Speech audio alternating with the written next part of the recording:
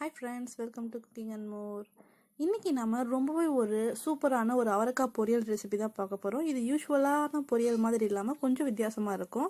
அது எப்படி செய்யறதுன்னா ஒரு கடாயை ஹீட் பண்ணிக்கோங்க. அதுல வேர்க்கடலையை போட்டு வறுத்து எடுத்துக்கோங்க.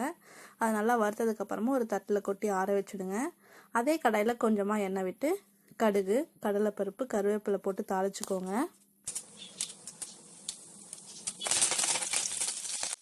அது கூட சின்ன வெங்காயம் கட் பண்ணி வச்சதை போட்டு நல்லா வதக்கி விட்டுக்கோங்க. வெங்காயம் நல்லா வதங்கி வர சமயத்தில் கட் பண்ணி வச்சிருக்கிற அவரைக்காயை சேர்த்துக்கோங்க.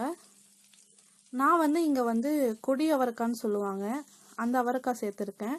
நீங்கள் பட்டை அவரைக்காய் இருந்தால் கூட அதை சேர்த்துக்கலாம். அவரைக்காயை சேர்த்து நல்லா வதக்கி விட்டுக்கோங்க. அந்த எண்ணெயிலேயே காயை ஒரு நிமிஷம் வதக்கி விட்டுக்கோங்க.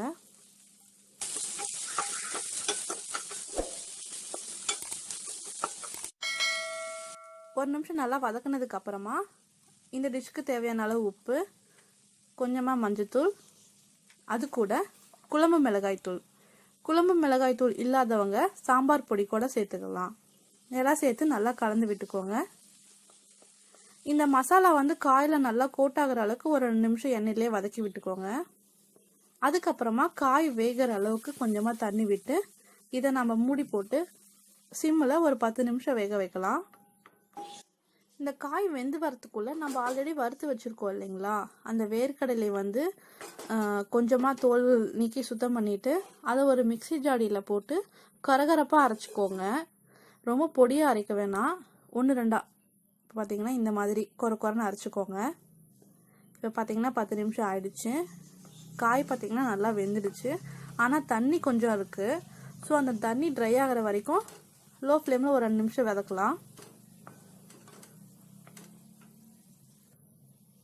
இப்போ பார்த்தீங்கன்னா ஒரு கொஞ்சம் நேரத்தில் பார்த்தீங்கன்னா தண்ணியெலாம் நல்லா குறைஞ்சிடுச்சு. இந்த டைமில் நம்ம பொடி பண்ணி வச்சுருக்கிற அந்த வேர்க்கடலையை போட்டுக்கலாம். எல்லாத்தையும் போட்டு நல்லா மிக்ஸ் பண்ணி விட்டு லோ ஃப்ளேமில் ஒரு 2-3 நிமிஷம் அந்த காயோடு கலந்து வர அளவுக்கு கிளறி விட்டுக்கோங்க. அவ்வளோதான் ஃப்ரெண்ட்ஸ், நம்மளோட அவரைக்காய் பொரியல் ரெடி ஆகிடுச்சு. நீங்களும் இதை வீட்டில் ட்ரை பண்ணி பாருங்கள். எப்படி இருந்துச்சுன்னு சொல்லி கமெண்ட் பண்ணுங்கள்.